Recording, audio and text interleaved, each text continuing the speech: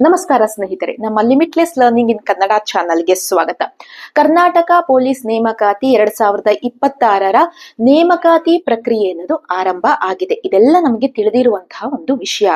ಆದ್ರೆ ಈ ಒಂದು ವಿಡಿಯೋದಲ್ಲಿ ನಾನು ಆ ಒಂದು ಎಕ್ಸಾಮ್ ನ ಸಿಲೆಬಸ್ ನ ಕುರಿತಾದಂತಹ ಒಂದು ಮಾಹಿತಿಯನ್ನ ನೀಡ್ತಾ ಇದ್ದೀನಿ. ಐ ಹೋಪ್ ಅದು ನಿಮಗೆ ಹೆಲ್ಪ್ ಆಗತ್ತೆ ಅಂತ ಹೇಳ್ಬಿಟ್ಟು ಭಾವಿಸ್ತಾ ಈ ವಿಡಿಯೋವನ್ನ ನಾವು ಕ್ವಿಕ್ ಆಗಿ ಸ್ಟಾರ್ಟ್ ಮಾಡೋಣ ಸ್ನೇಹಿತರೆ. ಬಸ್ಗೆ ಹೋಗೋಕ್ಕಿಂತ ಮುಂಚೆ ಇಲ್ಲಿ ಏನು ಡೀಟೇಲ್ಸ್ ಕಾಣ್ತಾ ಇದೆಯಲ್ಲ, ಸೊ ಕೆಲವೊಂದಿಷ್ಟು ಡೀಟೇಲ್ಸ್ ಅನ್ನ ಕೊಡೋದಿಕ್ಕೆ ನಾನು ಇಷ್ಟ ಮಾಡ್ತೀನಿ. ಏನು ಇಲ್ಲಿ ಕ್ವಿಕ್ ಆಗಿ ನೋಡ್ಕೊಂಡು ಹೋಗ್ಬಿಡೋಣ. ಅಪ್ಲಿಕೇಶನ್ ಡೇಟ್ ಯಾವಾಗ ಸ್ಟಾರ್ಟ್ ಆಯ್ತು ನಿಮಗೆ ಗೊತ್ತಿದೆ, ಜೂನ್ 8, 2026. ಹಾಗೆ ಲಾಸ್ಟ್ ಡೇಟ್ ಬಂದ್ಬಿಟ್ಟು ಜುಲೈ 3, 2026 ಲಾಸ್ಟ್ ಡೇಟ್. ಸೊ ಯಾರಾದ್ರೂ ಇನ್ನೂ ಆಕಾಂಕ್ಷಿಗಳಿದ್ರೆ, ನಾನು ಇನ್ನೂ ಅಪ್ಲೈ ಮಾಡಿಲ್ಲ ಅಂತ ಹೇಳಿದ್ರೆ ನಿಮಗೆ ಸಮಯ ಇದೆ, ನೀವು ಅಪ್ಲೈ ಅನ್ನ ಮಾಡಬಹುದು. ಹಾಗೆ ಎಕ್ಸಾಮಿನೇಷನ್ ಡೇಟ್ ಅನ್ನ ಸಹ ಇವರು ಅನೌನ್ಸ್ ಮಾಡಿದ್ದಾರೆ. ಯಾವಾಗ? ಆಗಸ್ಟ್ 2, 2026. ಆಗಸ್ಟ್ 2, 2026 ಎಕ್ಸಾಮ್ ನ ಡೇಟ್ ಸಹ ಇದೆ. ಹೆಚ್ಚು ದಿನಗಳು ಇಲ್ಲ. ಇರುವಂತಹ ಸಮಯವನ್ನೇ ಸದುಪಯೋಗ ಮಾಡಿಕೊಂಡ್ರೆ ನಾವು ಎಕ್ಸಾಮ್ಗೆ ತಯಾರಿಯನ್ನ ಮಾಡಬಹುದು. ಓಕೆ ಸ್ನೇಹಿತರೆ, ಇನ್ನು ಎಕ್ಸಾಮಿನೇಷನ್ ಪ್ರೋಸೆಸ್ ಅನ್ನೋದು ಯಾವ ರೀತಿ ಇರುತ್ತೆ, ಸೆಲೆಕ್ಷನ್ ಪ್ರೋಸೆಸ್ ಹೇಗಿರುತ್ತೆ ಅಂತ ಹೇಳಿದ್ರೆ, ಒಂದು written exam objective type OMR based multiple choice ಕ್ವೆಶ್ಚನ್ಗಳು ಇರತ್ತೆ. ಅಂದ್ರೆ ಬಹು ಆಯ್ಕೆ ಮಾದರಿಯ ಒಂದು ಪ್ರಶ್ನೆ ಪತ್ರಿಕೆ ಅನ್ನೋದು ಇರತ್ತೆ. ಇಲ್ಲಿ ಒಂದು ಪ್ರಶ್ನೆಗೆ 4 ಆಪ್ಷನ್ಸ್ ಗಳನ್ನ ಕೊಟ್ಟಿರ್ತಾರೆ. ಅದಕ್ಕೆ ಸರಿಯಾದ ಒಂದು ಉತ್ತರವನ್ನ ನೀವೇನ್ ಮಾಡ್ಬೇಕಾಗತ್ತೆ, ಶೇಡ್ ಮಾಡ್ಬೇಕಾಗಿರತ್ತೆ. OMR ಶೀಟ್ ಅನ್ನ ಕೊಟ್ಟಿರ್ತಾರೆ. ಇದು ಆಫ್ಲೈನ್ ಮಾದರಿಯ ಒಂದು ಪ್ರಶ್ನೆ ಪತ್ರಿಕೆ ಆಗಿರತ್ತೆ. ಓಕೆನಾ. ನೆಕ್ಸ್ಟ್ ನೆಗೆಟಿವ್ ಅಂಕಗಳಿರತ್ತೆ, ಗಮನದಲ್ಲಿರಲಿ. ಸರಿಯಾದ ಉತ್ತರಕ್ಕೆ 1 ಅಂಕ, ಹಾಗೆ ತಪ್ಪಾಗಿದ್ರೆ 0.25 ಅಂಕಗಳನ್ನ ಕಟ್ ಮಾಡ್ತಾರೆ. ಸೊ ಇದಿಷ್ಟು ಬಂದ್ಬಿಟ್ಟು ಲಿಖಿತ ಪರೀಕ್ಷೆಯ ಬಗ್ಗೆ. ಇನ್ನು ನೆಕ್ಸ್ಟ್ ಫಿಸಿಕಲ್ ಸ್ಟ್ಯಾಂಡರ್ಡ್ ಟೆಸ್ಟ್ ಅನ್ನೋದು ಸಹ ಇರತ್ತೆ. ದೈಹಿಕ ಗುಣಮಟ್ಟ ಪರೀಕ್ಷೆ ಇರತ್ತೆ. ಅದಾದ ನಂತರದಲ್ಲಿ ಫಿಸಿಕಲ್ ಎಂಡ್ಯೂರೆನ್ಸ್ ಟೆಸ್ಟ್ ಇರತ್ತೆ, PET ಅಂತ ಹೇಳಿಕೊಂಡು ದೈಹಿಕ ಸಹಿಷ್ಣುತೆ ಪರೀಕ್ಷೆ. ಇದಿಷ್ಟು ಎಕ್ಸಾಮಿನೇಷನ್ ಅಂದ್ರೆ ಸೆಲೆಕ್ಷನ್ ಪ್ರೋಸೆಸ್ ಈ ರೀತಿಯಾಗಿ ಈ ಹಂತದಲ್ಲಿ ನಡೀತಾ ಹೋಗುತ್ತೆ. ಇದರ ಬಗ್ಗೆ ಪೂರ್ತಿ ಡೀಟೇಲ್ಸ್ ಅನ್ನ ಒಂದು PDF ಏನಿದೆ, ಸೊ ಅದನ್ನ ನಿಮಗೆ ರೆಫರಿಗೋಸ್ಕರ ನನ್ನ ವಾಟ್ಸಪ್ ಚಾನಲ್ ಮತ್ತೆ ವಾಟ್ಸಪ್ ಗ್ರೂಪ್ ಅಲ್ಲಿ ನಾನು ಆಡ್ ಮಾಡಿರ್ತೀನಿ, ಶೇರ್ ಮಾಡಿರ್ತೀನಿ. ಸೊ ನಿಮಗೆ ಬೇಕು ಅಂತ ಹೇಳಿದ್ರೆ ನೀವಲ್ಲಿ ಜಾಯಿನ್ ಆಗಬಹುದು. ನೆಕ್ಸ್ಟ್ ಸಿಲೆಬಸ್ಗೆ ಬರೋಣ. ಇಲ್ಲಿ ಸಿಲೆಬಸ್ಗೆ ಬಂದ್ರೆ ಮೊದಲಿಗೆ ಸಾಮಾನ್ಯ ಜ್ಞಾನ, ಭೂಗೋಳ, ಇತಿಹಾಸ, ಭಾರತ ಸಂವಿಧಾನ, ರಾಷ್ಟ್ರೀಯ ಸ್ವಾತಂತ್ರ್ಯ ಚಳುವಳಿ, ಹಾಗೆಯೇ ಮಾನಸಿಕ ಸಾಮರ್ಥ್ಯ, ನೈತಿಕ ಶಿಕ್ಷಣ ಒಳಗೊಂಡ ಸಾಮಾನ್ಯ ಅಧ್ಯಯನ. ಇದರಲ್ಲಿ ಯಾವ್ದಾದ್ರು ಪಾಯಿಂಟ್ಸ್ ಅನ್ನ ಬಿಟ್ಟು ಹೋಗಿದ್ರೆ ಕಮೆಂಟ್ ಸೆಕ್ಷನ್ ಅಲ್ಲಿ ತಿಳಿಸಿ. ಏನಾದ್ರೂ ತಪ್ಪುಗಳಿದ್ರೂ ಸಹ ನೀವು ಕಮೆಂಟ್ ಸೆಕ್ಷನ್ ಅಲ್ಲಿ ತಿಳಿಸಿಕೊಡಿ. ಓಕೆ, ಇನ್ನು ಸಿಲೆಬಸ್ ಅಲ್ಲಿ ಮೊದಲಿಗೆ ಭಾರತದ ಸಂವಿಧಾನವನ್ನ ತಗೊಳ್ತಾ ಇದ್ದೀನಿ. ಸಾಮಾನ್ಯವಾಗಿ ಭಾರತದ ಸಂವಿಧಾನದ ವಿಷಯ PC ಮತ್ತು PSI ಹುದ್ದೆಗಳು ಕಾನೂನಿನ ಒಂದು ಸಂರಕ್ಷಣೆಯ ಹುದ್ದೆಗಳಾಗಿರೋದ್ರಿಂದ ನಮಗೆ ಸಂವಿಧಾನದ ಬಗ್ಗೆ ಕಂಪ್ಲೀಟ್ ಆದಂತಹ ಒಂದು ನಾಲೆಡ್ಜ್ ಇರಲೇಬೇಕಾಗತ್ತೆ. ಹಾಗೆಯೇ ಎಲ್ಲವನ್ನ ನಾವು ಓದ್ಕೊಂಡಿರ್ಬೇಕಾಗತ್ತೆ. ಅಭ್ಯರ್ಥಿಗಳು ಎಲ್ಲವನ್ನ ಓದ್ಕೊಂಡೇ ಇರ್ಬೇಕು. ಮೂಲಭೂತ ಹಕ್ಕುಗಳು, ಕರ್ತವ್ಯಗಳು, ವಿಧಿಗಳು, ಅನುಸೂಚಿಗಳು, ರಿಟ್ಗಳು, ಈ ಎಲ್ಲದರ ಬಗ್ಗೆ ನೀವು ಮಾಹಿತಿಯನ್ನ ತಿಳ್ಕೊಂಡಿರ್ಲೇಬೇಕಾಗತ್ತೆ. ಇನ್ನು ಯಾವ ಪುಸ್ತಕವನ್ನ ನಾನು ರೆಫರ್ ಮಾಡ್ಲಿ ಅಂತ ಹೇಳಿದ್ರೆ, ನಿಮ್ಮ ಬಳಿ ಹೆಚ್ಚು ಸಮಯ ಇಲ್ಲದೆ ಇರೋದ್ರಿಂದ ನೀವು ಪುಸ್ತಕಗಳು ಯಾವ್ದು ನಿಮಗೆ ಅತ್ಯುತ್ತಮ ಇದೆ ಅಂತ ಅನಿಸಿದ್ರೆ, ನೀವು ಈಗಾಗಲೇ ಯಾವ್ದಾದ್ರು ಪುಸ್ತಕಗಳನ್ನ ತಗೊಂಡಿದ್ರೆ, ಸೊ ಅವುಗಳನ್ನೇ ನೀಟಾಗಿ ನೀವು ರೆಫರ್ ಮಾಡ್ಕೊಳ್ಳಿ. ನೀವು ಕನ್ಫ್ಯೂಷನ್, ಆ ಬುಕ್ ಓದದ ಈ ಬುಕ್ ಓದದ ಅಂತ ಹೇಳ್ಕೊಂಡು ತುಂಬಾ ಪುಸ್ತಕಗಳನ್ನ ರಾಶಿಯಾಗಿ ಕನ್ಫ್ಯೂಷನ್ ಮಾಡ್ಕೋಬೇಡಿ. ಯಾವ್ದಾದ್ರು ಒಂದು ಬುಕ್ ಅನ್ನ ಕ್ಲೀನ್ ಆಗಿ ನೀವು ರೆಫರ್ ಮಾಡಿ. ಓಕೆನಾ.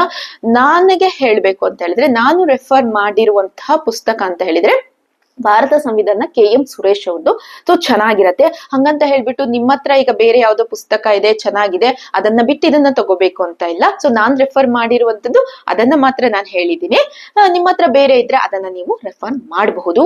ಹಾಗೆಯೇ ಮರಿಬೇಡಿ, 6ರಿಂದ 10ನೇ ತರಗತಿವರೆಗಿನ ಒಂದು ಪಠ್ಯ ಪುಸ್ತಕಗಳನ್ನ ನೀವು ಓದ್ಕೊಳ್ಳೇಬೇಕಾಗತ್ತೆ. ಈಗ ಪಠ್ಯ ಪುಸ್ತಕಗಳು ಸಿಗಲ್ಲ ಅಂತ ನಿಮ್ಗೆ ಅನ್ಸ್ಬೋದು, ಆದ್ರೆ ಹೇಗೆ ಅದನ್ನ ಡೌನ್ಲೋಡ್ ಮಾಡ್ಕೋಬಹುದು ಈಸಿಯಾಗಿ ಕರ್ನಾಟಕ ಸ್ಟೇಟ್ ಸಿಲೆಬಸ್ ನ ಪಠ್ಯ ಪುಸ್ತಕಗಳನ್ನ ಅಂತ ಹೇಳ್ಕೊಂಡು ವಿಡಿಯೋವನ್ನ ಮಾಡಿದೀನಿ. ಅದನ್ನ ಲಿಂಕ್ ಅನ್ನು ಶೇರ್ ಮಾಡಿದೀನಿ, ಅದು ನಿಮಗೆ ಹೆಲ್ಪ್ ಆಗತ್ತೆ. ಹಾಗೆಯೇ ಅದಾದ ನಂತರದಲ್ಲಿ PUC ಬೋರ್ಡ್ ಇದು ಸಹ ನಾನು ಎಕ್ಸಾಮ್ ಬುಕ್ಸ್ ಗಳನ್ನ ನಾನು ಹೇಗೆ ಡೌನ್ಲೋಡ್ ಮಾಡ್ಕೋಬೇಕು ಅಂತ ಹೇಳಿದ್ರು ಅದರ ವಿಡಿಯೋನು ಇದೆ, ಅದನ್ನು ಶೇರ್ ಮಾಡಿರ್ತೀನಿ. ಅದನ್ನ ನೀವು ಸಹ ಏನ್ ಮಾಡ್ಬೋದು ಅಂತ ಹೇಳಿದ್ರೆ ನೀವು ರೆಫರ್ ಮಾಡ್ಕೊಳ್ಳೋಕೆ ಯೂಸ್ ಮಾಡ್ಕೋಬಹುದು. ನಿಮಗೆ ಯಾವುದು ಈಸಿ ಇದೆ ಆ ಪುಸ್ತಕಗಳನ್ನ ನೀವು ಕೊಂಡ್ಕೊಳ್ಳಿ, ಓದ್ಕೊಳ್ಳಿ. ಹಾಗೆಯೇ ಆಲ್ರೆಡಿ ನಿಮ್ಮ ಹತ್ರ ಬುಕ್ಗಳು ಇದ್ರೆ ನೀವು ಪುನಃ ಅದನ್ನ ಏನು ಕೊಂಡ್ಕೋಬೇಕು ಅಂತ ಇಲ್ಲ, ಅದನ್ನ ನೀಟಾಗಿ ಇರುವಂತ ಪುಸ್ತಕಗಳನ್ನ ನೀವು ರೆಫರ್ ಮಾಡ್ಕೊಳ್ತಾ ಹೋಗಿ. ನಾನು ಹೇಳಿದೀನಿ ಅನ್ಕೊಂಡು ನೀವು ಅದನ್ನ ತಗೊಳ್ಬೇಕು ಅಂತ ಹೇಳ್ಬಿಟ್ಟು ಏನು ಇಲ್ಲ. ಇದನ್ನ ಜಸ್ಟ್ ರೆಫರೆನ್ಸ್ಗೆ ನಾನೇನು ಓದಿದೀನಿ ಅದನ್ನ ನಿಮಗೆ ಹೇಳ್ತಾ ಇದ್ದೀನಿ ಅಷ್ಟೇ. ಇನ್ನು ಭೂಗೋಳ ಶಾಸ್ತ್ರ, ಅದರಲ್ಲಿ ಪ್ರಾಕೃತಿಕ ಭೂಗೋಳ ಶಾಸ್ತ್ರ ಬರುತ್ತೆ, ಪ್ರಪಂಚದ ಭೂಗೋಳ ಬರುತ್ತೆ, ಭಾರತದ ಭೂಗೋಳ ಬರುತ್ತೆ, ಕರ್ನಾಟಕದ ಭೂಗೋಳ ಬರುತ್ತೆ. ನೀವು ಇದಿಷ್ಟು ಏನು ಅಂತ ಹೇಳಿದ್ರೆ ಮುಖ್ಯವಾಗಿ ಫಸ್ಟ್ ನಾನು ಈಗ್ಲೂ ಹೇಳ್ತಿದ್ದೀನಿ, ನೀವು ನೋಡ್ಕೋಬೇಕಾಗಿತ್ತು 6ರಿಂದ 10ನೇ ತರಗತಿವರೆಗಿನ ಪುಸ್ತಕಗಳಲ್ಲಿ ಬರುವಂತ ಪಠ್ಯಗಳು ಏನಿದೆ, ಏನು ಲೆಸನ್ಗಳು ಏನಿದೆ, ಪಾಠಗಳು ಏನಿದೆ, ಅವುಗಳನ್ನೆಲ್ಲ ನೀವು ರೆಫರ್ ಮಾಡಿ. ಸೊ ಅದು ತುಂಬಾನೇ ಏನು ಹೆಲ್ಪ್ ಆಗುತ್ತೆ, ಎಕ್ಸಾಮಿನ ದೃಷ್ಟಿಯಿಂದ ಹೆಲ್ಪ್ ಆಗುತ್ತೆ. ಅದನ್ನು ಸಹ ನೋಡ್ಕೊಳ್ಳಿ. ಹಾಗೆಯೇ ನಿಮ್ಗೆ ಯಾವ್ದಾದ್ರು ಒಂದು ಈ ಭೂಗೋಳ ಶಾಸ್ತ್ರದ ಪುಸ್ತಕಗಳು ನಿಮ್ಮ ಹತ್ರ ಇದೆ ಅಂತ ಹೇಳಿದ್ರೆ ಅದನ್ನು ನೀವು ರೆಫರ್ ಮಾಡ್ಕೋಬಹುದು. ಅದಾದ ನಂತರದಲ್ಲಿ ಸಾಮಾನ್ಯ ವಿಜ್ಞಾನ ಅಂತ ಹೇಳ್ಕೊಂಡು ಮತ್ತೆ ಇನ್ನೊಂದು ವಿಷಯ, ಈ ಪ್ರಾಕೃತಿಕ ಭೂಗೋಳ ಶಾಸ್ತ್ರ, ಪ್ರಪಂಚದ ಭೂಗೋಳ ಶಾಸ್ತ್ರ, ಇವುಗಳ ಬಗ್ಗೆ ಡೈಲಿ ಏನು ಅಪ್ಡೇಟ್ ಗಳನ್ನ ಅಂದ್ರೆ ಸಿಲೆಬಸ್ ನ ಒಂದು ಪ್ರತಿಯೊಂದು ವಿಷಯಗಳ ಬಗ್ಗೆ ಅಪ್ಡೇಟ್ ಗಳನ್ನ ಕೊಡ್ತಾ ಇರ್ತೀನಿ, ನನ್ನ ಗ್ರೂಪ್ ಅಲ್ಲಿ ಕೊಡ್ತಾ ಇರ್ತೀನಿ, ವಾಟ್ಸ್ಆಪ್ ಗ್ರೂಪ್ ಅಲ್ಲಿ. ಸೊ ನೀವು ಜಾಯಿನ್ ಆಗಿ ಅದರ ಒಂದು ಉಪಯೋಗವನ್ನ ನೀವು ಪಡ್ಕೋಬಹುದು. ನೆಕ್ಸ್ಟ್ ಇನ್ನು ಸಾಮಾನ್ಯ ವಿಜ್ಞಾನ ಅಂತ ಹೇಳ್ಕೊಂಡು ಬಂದ್ರೆ ಭೌತಶಾಸ್ತ್ರ, ರಸಾಯನಶಾಸ್ತ್ರ, ನೆಕ್ಸ್ಟ್ ಜೀವಶಾಸ್ತ್ರ, ತಂತ್ರಜ್ಞಾನದ ಬಗ್ಗೆಯೂ ಸಹ ಪ್ರಶ್ನೆಗಳನ್ನ ಇಲ್ಲಿ ಕೇಳ್ತಾರೆ. ಅಪ್ಲೈಡ್ ಟೈಪ್ ನ ಕ್ವೆಶ್ಚನ್ಸ್ ಗಳು ಇಲ್ಲಿ ಹೆಚ್ಚಾಗಿ ಕೇಳ್ತಾರೆ. ಇಲ್ಲಿ ನನ್ನ ಪ್ರಕಾರ ಅಂತ ಹೇಳಿದ್ರೆ ನೀವು 6ರಿಂದ 10ನೇ ತರಗತಿಯವರೆಗಿನ ಪುಸ್ತಕಗಳನ್ನ ಓದ್ಬೇಕು. ಓದಿದ್ರೆ ಉತ್ತಮ ಅನ್ನಲ್ಲ, ಓದ್ಲೇಬೇಕು. ಅದಾದ ನಂತರದಲ್ಲಿ ನನ್ನ ಹತ್ರ ಇರೋದು ಅಂತ ಹೇಳಿದ್ರೆ ನಾನು ರೆಫರ್ ಮಾಡ್ತಾ ಇದ್ದಿದ್ದು ಅಂತ ಹೇಳಿದ್ರೆ ತುಂಬಾ ನನಗ್ ಚೆನ್ನಾಗಂತ ಅನ್ಸಿದ್ದು ಅಂತ ಹೇಳಿದ್ರೆ ಸಾಮಾನ್ಯ ವಿಜ್ಞಾನ, ಅದೇ ಡಾಕ್ಟರ್ KM ಸುರೇಶ್ ಅವರ ಒಂದು ಪುಸ್ತಕ. ತುಂಬಾ ನಿಜವಾಗಿಯೂ ಚೆನ್ನಾಗಿದೆ. ನೀವು ಫಸ್ಟ್ ಇಂದ ಇದನ್ನ ಓದ್ಕೊಳ್ತಾ ಹೋಗ್ಬೋದು. ಈಸಿಯಲ್ಲಿ ಒಂದು ಸಲ ಓದ್ಕೊಂಡ್ರೆ ಈಸಿಯಲ್ಲಿ ಅರ್ಥ ನಮಗೆ ಆಗತ್ತೆ. ಚೆನ್ನಾಗಿದೆ ಇದು. ಮತ್ತೆ ಬೇರೆ ಪುಸ್ತಕಗಳನ್ನು ಸಹ ನೀವು ರೆಫರ್ ಮಾಡಬಹುದು. ಅಂದ್ರೆ ಓದಿದ್ದು ನನ್ನ ಹತ್ರ ಇದ್ದಿದ್ದು ಇದು, ಅದಕ್ಕೆ ನಾನು ನಿಮ್ಗೆ ಹೇಳ್ತಾ ಇದ್ದೀನಿ. ನಾನು ನೋಡಿರುವಂತದ್ದು ಇದು. ರೆಫರ್ ಮಾಡಿ ಮುಂದಿನ ದಿನಗಳಲ್ಲಿ ಏನು ರೆಫರ್ ಮಾಡಿ ಚೆನ್ನಾಗಿದೆ ಅಂತ ಹೇಳಿದ್ರೆ ನಿಮ್ ಎಕ್ಸಾಮಿನೇಷನ್ ಗಳಿಗೆ ಅನುಕೂಲವಾಗುವಂತ ರೀತಿಯಲ್ಲಿ ಹೇಳುವಂತ ಪ್ರಯತ್ನವನ್ನ ಮಾಡ್ತೀನಿ. ಓಕೆ, ನೆಕ್ಸ್ಟ್ ಬನ್ನಿ ಕ್ವಿಕ್ ಅಲ್ಲಿ ಇತಿಹಾಸ. ಇನ್ನು ಹಿಸ್ಟ್ರಿಗೆ ಬಂದ್ರೆ ಆಧುನಿಕ ಭಾರತದ ಇತಿಹಾಸ ತುಂಬಾ ಇಂಪಾರ್ಟೆಂಟ್ ಆಗುತ್ತೆ. ಇದು ಮಾಡರ್ನ್ ಹಿಸ್ಟ್ರಿ ಅನ್ನೋದು ತುಂಬಾನೇ important. So modern history. Next ಕರ್ನಾಟಕದ ಇತಿಹಾಸ, ಕರ್ನಾಟಕದ ಏಕೀಕರಣ, ಪ್ರಾಚೀನ ಭಾರತ ಇತಿಹಾಸ, ಮಧ್ಯಕಾಲೀನ ಇತಿಹಾಸ, ಇವೆಲ್ಲವೂ ಬರುತ್ತೆ. ಸೊ ಇವುಗಳೆಲ್ಲ ಕಂಪ್ಲೀಟ್ ಆದ ಮಾಹಿತಿ ನಮ್ಗೆ 6ರಿಂದ 10ನೇ ತರಗತಿಯ ಪುಸ್ತಕಗಳಲ್ಲೂ ನಮಗೆ ಸಿಗತ್ತೆ, PUC ಪುಸ್ತಕಗಳಲ್ಲೂ ನಮಗೆ ಸಿಗತ್ತೆ. ಅದನ್ನು ನಾವು ರೆಫರ್ ಮಾಡ್ಬೋದು. ಇದಕ್ಕೆ ಪರ್ಟಿಕ್ಯುಲರ್ ಆದ ಪುಸ್ತಕಗಳೇನಾದ್ರೂ ನಿಮಗೆ ದೊರಕಿದ್ರೆ ನೀವು ಅದನ್ನು ಸಹ ನೀವು ರೆಫರ್ ಮಾಡಬಹುದು. ನಾವು ಎಲ್ಲ ಪುಸ್ತಕ ಎಷ್ಟು ನಾವು ರೆಫರ್ ಮಾಡಿ ಎಷ್ಟು ನಾವು ಓದ್ತೀವಿ ಮತ್ತೆ ಸ್ಟ್ರಾಟಜಿಯನ್ನ ಮಾಡ್ಕೊಳ್ತೀವಿ, ಅದು ತುಂಬಾನೇ ಇಂಪಾರ್ಟೆಂಟ್ ಆಗುತ್ತೆ ಕೆಲವೇ ದಿನಗಳು ಇರೋದ್ರಿಂದ.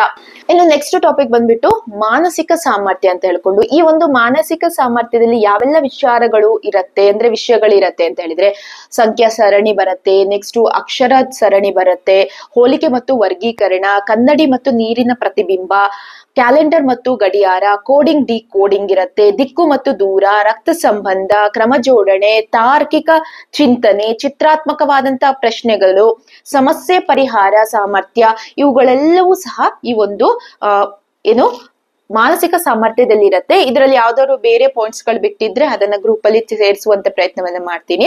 ಸೊ ಯಾವ ರೀತಿ ಇರತ್ತೆ, ಇದರ ಪ್ಯಾಟರ್ನ್ ಹೇಗಿರತ್ತೆ ಅನ್ನೋದನ್ನು ಸಹ ಬೇಕಿದ್ರೆ ನಾನು ಅದನ್ನ ಗ್ರೂಪ್ ಅಲ್ಲಿ ಶೇರ್ ಮಾಡುವಂತ ಪ್ರಯತ್ನವನ್ನ ಮಾಡಿರ್ತೀನಿ. ನೆಕ್ಸ್ಟ್ ಇನ್ನು ನೈತಿಕ ಶಿಕ್ಷಣ ಒಳಗೊಂಡ ಸಾಮಾನ್ಯ ಅಧ್ಯಯನ ಅಂತ ಹೇಳ್ಕೊಂಡು, ಏನು ಈ ನೈತಿಕ ಶಿಕ್ಷಣ ಒಳಗೊಂಡ ಸಾಮಾನ್ಯ ಅಧ್ಯಯನ, ಯಾವ ರೀತಿ ವಿಷಯಗಳು ಇದರಲ್ಲಿ ಇರತ್ತೆ ಅಂತ ಹೇಳಿದ್ರೆ, ಒಂದು ನೈತಿಕ ಮೌಲ್ಯಗಳು ಮತ್ತು ಪ್ರಾಮಾಣಿಕತೆ, ನಾಗರಿಕತೆ ಒಂದು ಕರ್ತವ್ಯ, ನಾಗರಿಕರ ಒಂದು ಕರ್ತವ್ಯಗಳು, ಮತ್ತೆ ರಾಷ್ಟ್ರಭಕ್ತಿ, ವ್ಯಕ್ತಿತ್ವ ವಿಕಾಸ, ಸಾಮಾನ್ಯ ಜ್ಞಾನ, ಮುಖ್ಯವಾಗಿ ಒಳ್ಳೆಯ ನಾಗರಿಕ ಗುಣಗಳ ಕುರಿತು ಸಾಮಾನ್ಯ ಅಧ್ಯಯನ ವಿಷಯಗಳ ಬಗ್ಗೆ ಪ್ರಶ್ನೆಗಳು ಇದರಲ್ಲಿ ಇರತ್ತೆ. ಇದಿಷ್ಟೋ ಪಾಯಿಂಟ್ ಯಾವ್ದ್ರಲ್ಲಿ ಅಂತ ಹೇಳಿದ್ರೆ ನೈತಿಕ ಶಿಕ್ಷಣದ ಬಗ್ಗೆ ಬರತ್ತೆ. ಓಕೆನಾ. ಇನ್ನು ನೆಕ್ಸ್ಟ್ ಸ್ನೇಹಿತರೆ, ಪೊಲೀಸ್ ಇಲಾಖೆಗೆ ಸಂಬಂಧಿಸಿದ ಪ್ರಶ್ನೆಗಳಿರತ್ತೆ. ಓಕೆನಾ.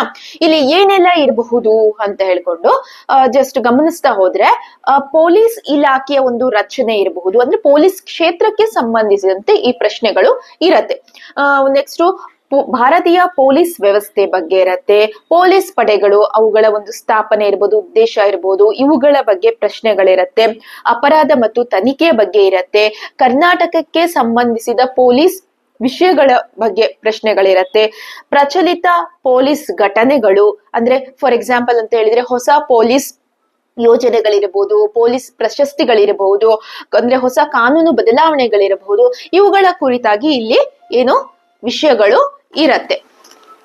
ಓಕೆ ಸ್ನೇಹಿತರೆ, ಈಗ ಹೇಳಿರುವಂತಹ ಒಂದು ಸಿಲೆಬಸ್ ಅಲ್ಲಿ ಏನಾದ್ರೂ ಗೊಂದಲಗಳಿದ್ರೆ ಅಥವಾ ಹೇಳಿರುವಂತದ್ರಲ್ಲಿ ಏನಾದ್ರೂ ಮಿಸ್ಟೇಕ್ಸ್ ಗಳ ನಿಮಗೆ ಕಾಣಿಸಿದ್ರೆ ಸೊ ಅದನ್ನ ಕಮೆಂಟ್ ಸೆಕ್ಷನ್ ಅಲ್ಲಿ ತಿಳಿಸುವಂತಹ ಒಂದು ಪ್ರಯತ್ನವನ್ನ ಮಾಡಿ. ಹಾಗಾದ್ರೆ ಏನಾದ್ರೂ ನಿಮಗೆ ಪ್ರಶ್ನೆಗಳನ್ನ ಕೇಳಬೇಕು ಅಂತ ಇದ್ರೆ, ಏನಾದ್ರೂ ಗೊಂದಲಗಳಿದ್ರೆ ಖಂಡಿತವಾಗಿಯೂ ಅದನ್ನ ನೀವು ಕಮೆಂಟ್ ಸೆಕ್ಷನ್ ಅಲ್ಲಿ ತಿಳಿಸಿ ಅದಕ್ಕೆ ಸಾಲ್ವ್ ಮಾಡುವಂತ ಅಥವಾ ಅದಕ್ಕೆ ಉತ್ತರಿಸುವಂತ ಪ್ರಯತ್ನವನ್ನ ಖಂಡಿತ ನಾನು ಮಾಡ್ತೀನಿ ಅಂತ ಹೇಳ್ತಾ, ನನ್ನ ಒಂದು ಗ್ರೂಪ್ ಏನು ವಾಟ್ಸಪ್ ಗ್ರೂಪ್ ಇದೆ ಅದನ್ನ ಜಾಯಿನ್ ಆಗಿ, ಅದರಲ್ಲೂ ಸಹ ಅಪ್ಡೇಟ್ಗಳು ನಿಮಗೆ ಸಿಗ್ತಾ ಹೋಗುತ್ತೆ. ಜೊತೆಗೆ ವಾಟ್ಸಪ್ ಚಾನಲ್ ಇದೆ, ಅದರಲ್ಲೂ ಸಹ ನೀವು ಜಾಯಿನ್ ಆದ್ರೆ ನಿಮಗೆ ಅದರಲ್ಲೂ ಅಪ್ಡೇಟ್ ಗಳನ್ನ ಕೊಡ್ತಾ ಹೋಗ್ತೀನಿ.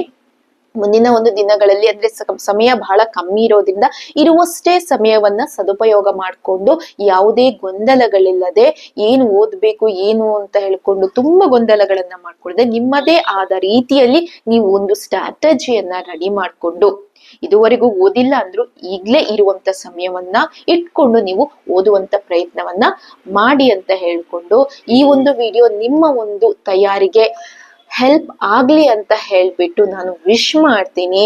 ಜೊತೆಗೆ ನಿಮ್ಮ ಒಂದು ಆಸೆ ಏನಿದೆ ಪೊಲೀಸ್ ಆಗ್ಬೇಕು ಅಂತ ಅದು ನೆರವೇರ್ಲಿ ಅಂತ ಹೇಳ್ಕೊಂತಾ ಮುಂದಿನ ಒಂದು ವಿಡಿಯೋದೊಂದಿಗೆ ಭೇಟಿ ಆಗೋಣ ಸ್ನೇಹಿತರೆ. ಧನ್ಯವಾದಗಳು.